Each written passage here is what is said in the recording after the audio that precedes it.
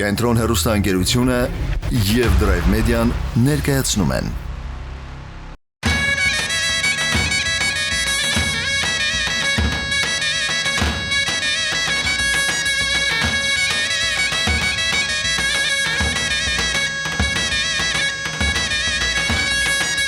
Հիմա գտնում եք հին Շինուհայրում։ Գյուղները երկու անգամ տեղահանություն ա եղել։ Այժմ դպրոցում 386 աշակերտ է։ 20 թվականից վերադարձել են Հյուսիսի ծննդավայր Շինուհայրը։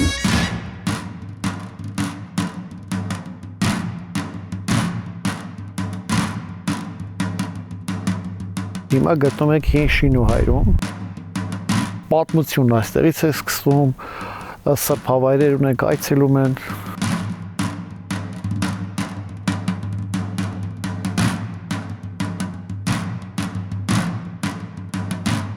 Իմ դիմաց գտնում է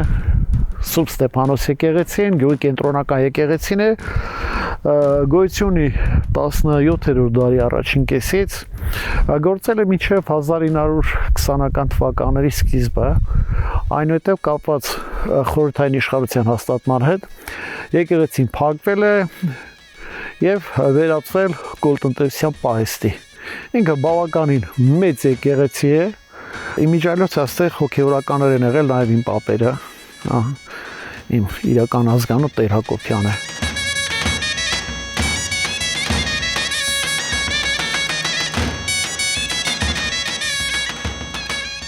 Ուսանած անապատի Սուրբ Աստվածածին եկեղեցին է, փոքրիկ զանգակատ ունել ունի 17-րդ դարում, այնտեղ ապրել են շուրջ 120 կույսեր, որոնցից ոմանց անունները պահպանվել է, մատյաներ են ձեռագրվել, նաև գյուղը ունեցել է մանրանկարչության ենթադպրոց, Սյունած դպրոցի մի մասն է, այդ վանքում պատկերագրված մատյանների շուրջ 30-ը պահպանվել են, մի մասը գտնում է Մատենադարանում, իսկ մի մասն էլ պահպանում է աշխարհի շատ թանգարաններում։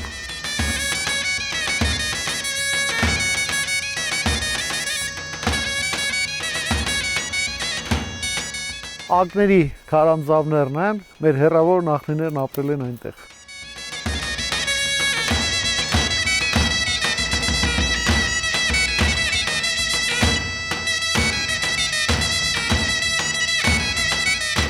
Եթե տեղանքին ուշադիր հետևում եք, ինքը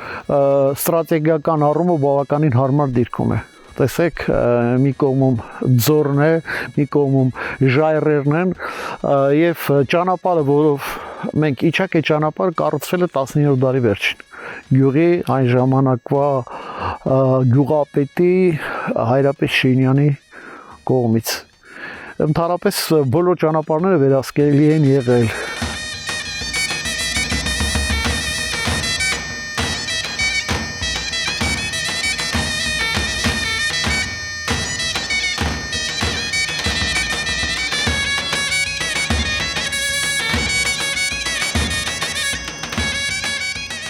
Ցավոք այսօր հին Շինուհայրում այլոց ոչ ոք չի ապրում,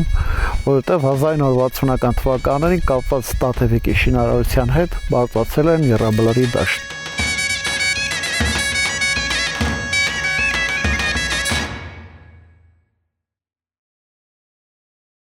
Յոթանասունական թվականների այստեղ կառուցվել է մեծ գործարան, կոչվել է Ռետինե Կոշկեղյանի գործարան, որը որ ամբողջ կարելի ասած այս պահին էլ եւ Գորիսից եւ համայնքի բնակավայրերից աշխատել են ստեղ մոտավոր 1600-1800 հոգից ավել մարդիկ են աշխատել։ Այդ շինարարությունը արդեն 77-78 թվականներից արդեն պատրաստ է եղել ու աշխատել է մինչև մոտավոր 90-ական թվականները։ Այդ գործարանն էլ տեղ ա եղել, դպրոցը եղել է էլի կրկնեցի մեծն ա եղել, այս պայդրությամբ համարյա թե տեսակ շինարարությունն ա գնում 430 երեխայի տեղակառուցում։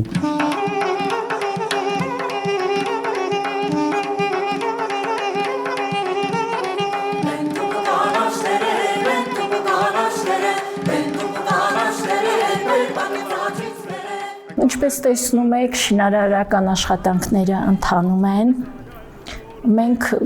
ճիշտ է շինարարներ չենք, ամենայն դեպս մենք տեսնում ենք, որ արագ տեմպերով աշխատում են,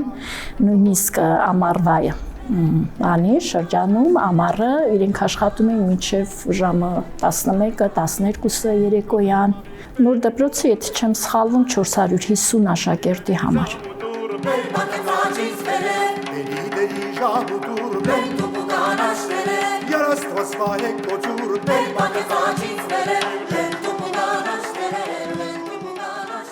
Մեր դպրոցի աշակերտները բավականին զարգացած, աչքաբաց, նորարարություններին տեղյակ աշակերտներ են, շատ ակտիվ են, իրենք նույնիսկ ծրագրեր կան, որ ուսուցիչներս կարող է մի քիչ ուշ տեղեկացված լինենք, մի քիչ ուշ իմանանք, իրենք անմիջապես դա գտնում են համացանցից, տեղեկանում են, գրանցվում են, կատարում են, մասնակցում են։ Ունեցել ենք աշակերտներ, ովքեր դպրոցական տարիքում արդեն համալսարանում, պետական համալսարանում կազմակերպված համաժողովներին մասնակցել են եւ կարելի է ասած հիացրել են այդ դասախոսներին։ Աշակերտ ունենք հիմա սովորում է 12-րդ դասարանում, ով տնտեսագիտության գծով օլիմպիադային է մասնակցել, հանրապետական օլիմպիադային շահել է եւ Հունաստան իրենք մի քանի օրով այցելություն են իրականացրել, այդ խմբի մեջ է եղել։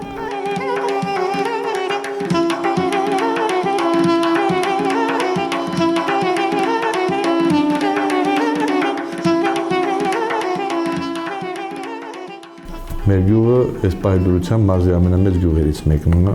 բնակչությամբ, տարածքով մեծ է ինքնա, բայց դե որպես համայնք խոշորացվել է 16 թվականին։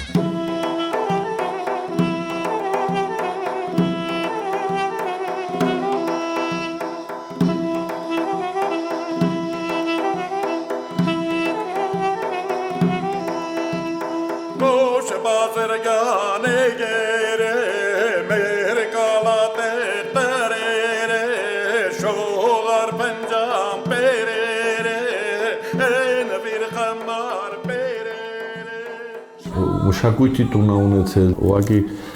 90-ական թվականներից հետո այդ մշակույթի տունը վերացել է, ժամանակ կան ժամանակ, դե հիմա այս պահի դուրությամբ 2022 թվականին նոր եկեղեցին բացվեց մեր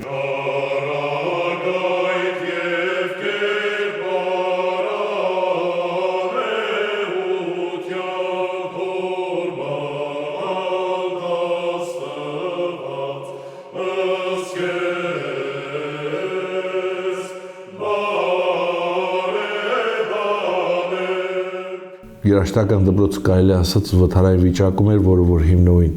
կառուցել ենք, մենք սիոնության ծրագրով, նորոգումներ ենք արել մանկապարտեզում։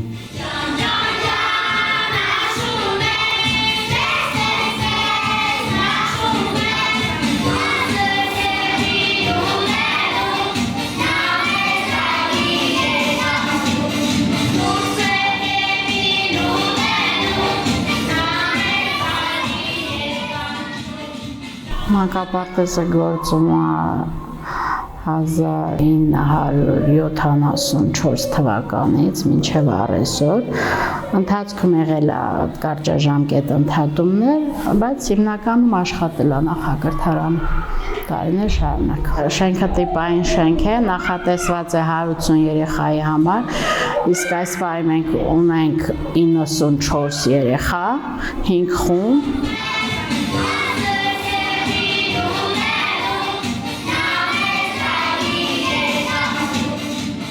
Ջեռուցումը կարգավորված է, նախակրթարանը ջեռուցված է արևային համակարգով, ամենօրյա աշխատանք է կատարում, ինքը 5 օրյա նախակրթարան է։ Մեր մոտ այսօր մենք նշում ենք աշնան տոնը, ոսկե աշունը։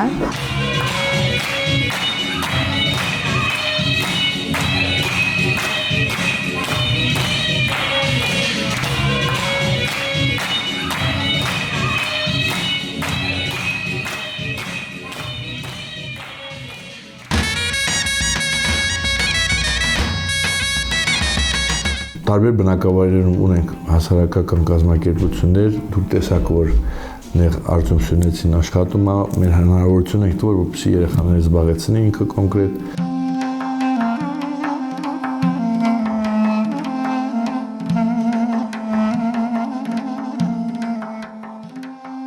Լինելով այս գյուղի բնակիչ, հիմնեցի Շինուհայր երգի բարի համույթը ստեղծեցի եւ հիմնեցի նորաձևության փոքրիկ սրահը, որտեղ հանրային պատվերներ են կատարում, ունենք 60 աշակերտ Շինուհայր երգի բարի համույթում ուսանող եւ դասավանդում եմ նկարչություն ու կարպետագործություն։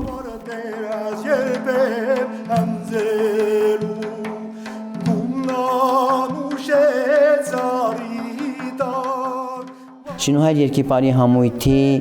վաստակած մրցանակներն է, որը շատ ժամանակ փառատոների ձեռք է բերել։ Ճիշտ է, այս տարի Պարարվեստի ուսումնարանում 16 դպրոցների մեջ մենք քննությունը տվեցինք գերազանց եւ Grand Prix-ի արժանացանք։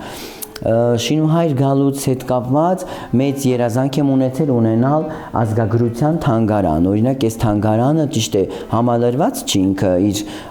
թվականակով որպես հնություններ, բայց ամեն դեպքում համայնքի բնակիչների հետ աշխատում է, որպեսզի կարողանանք գեղեցիկ եւ օգտավետ թանգարան ստեղծենք։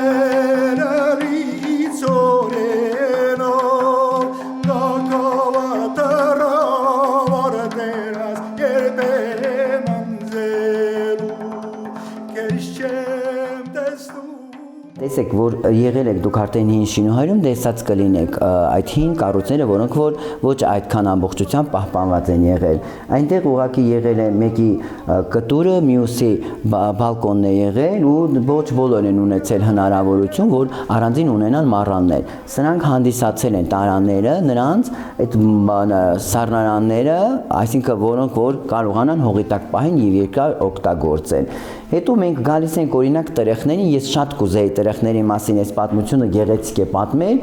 տրեխ կոշիկը, հա, այն ժամանակների, բայց մենք ունեցել ենք տրեխների երկու տեսակ, այսինքն մարդամեջի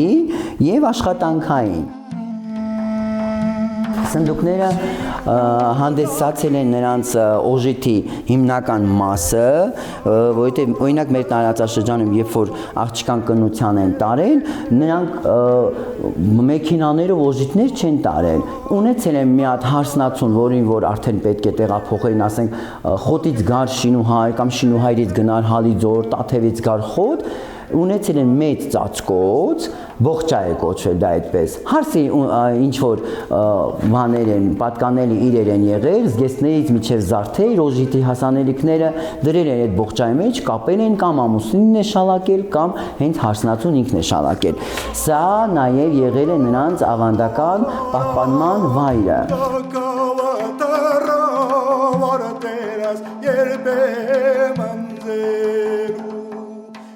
Սա կուժ է։ Շատերի համար այն սովորական է թվում, բայց այս կժերն էլ իրենք հիմնականում եղել են պղնձից, որովհետև պղինձը երկարակյաց է եղել, այսինքն չի ցեցոտում, չի վնասվում, սրա մեջ նաև դրել են իրենց ճիր ու չամիչները, որպեսզի չփչանա, չորտնի եւ պահել են էլի նույնպես հողի տակ կամ դրել են ինչ որ տան մի հարմարամետ անկյունում, բայց սա մենք ժամանակին չեմ կարող հիմա կոնկրետ թիվ ասել, բայց մի 20 տարի առաջ մեր բնակչությունը սրանով ջուր է բերել։ Ներքին Շինուհայրից բերել են վերև եւ կարող է ավելին անգամ այդ 20-ից ավել ու իրա կրելու վիճակ ստեղ պարտադիր եղել է կտորից խցան։ Շատերը փայտի փոքրիկ խցան են ստեղծել, հետո կտորը հարվածել են, որ իրան գրկելուց, այսինքն իրան վերցնելուց, դե պատկերացնում եք ծանրանում, սա հիմնականում կիրառելի է եղել կանանց համար, սա կանանց գործիք է։ Իրենք սիրուն բարձրացրել են, մեկն օգնել է իրեն, որտեղ ծանր եղել, կամ եթե ուժում եղել է հայուհու, ինքը անձամբ կրել է, ձեռքը դրել է այստեղ, կուժ ամբողջությամբ բերել է ուսին։ Եթե խցանը չլիներ, ջուրը ամբողջությամբ կթափվեր, ու այսպես կարողացել է ձեռքը բարձրացնելով, այսինքն ինքը հավասարակշռությամբ պահել է ծանրությունը։ Այսպես է բռնել բերել, այսպես, բայց հարմարավետ է։ Ես ինքս մի անգամ լցրած օգտագործել եմ, զգում ես, որ ծանրությունը քեզ չի խանգարում բարձրանալ, իջնել, կարողանում ես իրեն պահես անգամ մի ձեռքով։ Նպատակս համայնք վերադառնալը ամբողջությամբ նրանով է ամփոփվում, իմ կրթությունը ինչ որ ես ստացել եմ Երևանում, տեղափոխել համայնք, զարգացնել համայնքը, այն դարձնելով մշակութային։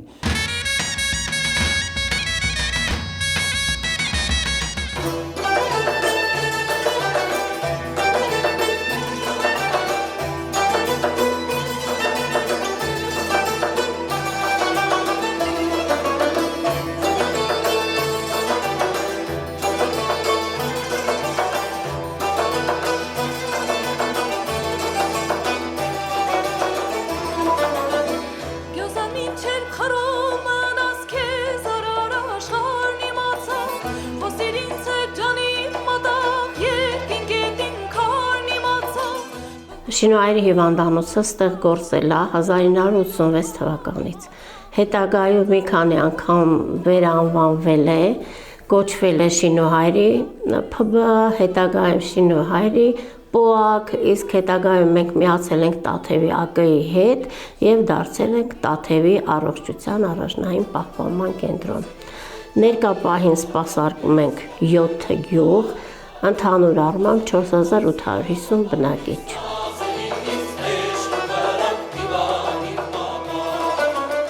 Մեր հիմնական գործունեությունը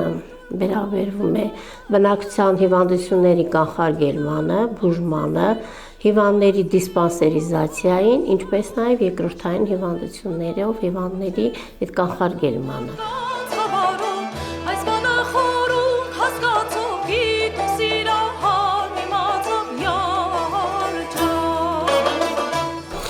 Զբաղվում ենք նաև հղիների հսկողությամբ, միաժամանակ իհարկե մեր աշխատանքը զուգակցում ենք մանկաբարձ գինեկոլոգների հետ, միասին ենք հսկում մեր հղիներին։ Վերջերս ձեռք ենք բերել նաև հատուկ հղիների համար նախատեսված պայուսակներ, դա էլ որպես նվեր բաժանում ենք եւ էլի շատ դրական քայլ է, որ մեզ այդ հնարավորությունը տվել են մարզպետարանից։